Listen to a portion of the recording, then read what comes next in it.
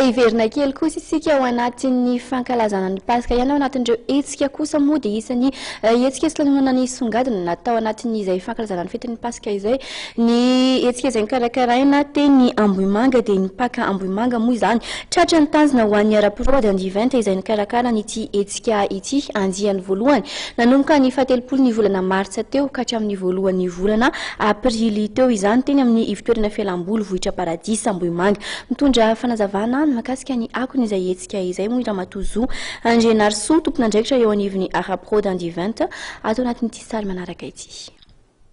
Tikso dia tena afapo tanteraka mihitsy izahay mikarakara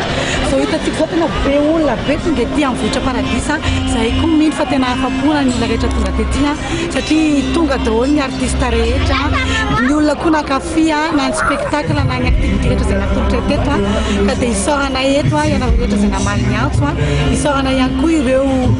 niara-niasa taminay fanantenantsika rehetrarehetra izahay amin'ny heritaona toy izao fa mbola inisy ny Mipâques Ambohimanga ety amin'ny vohitra paradisa koa dia efa miomana ary isika rehetrarehetra fa mbola ho tsara lavitra noho natolotra tamin'ity andiany voalohany ety Ambohimanga ety natolotra amin'ny heritaona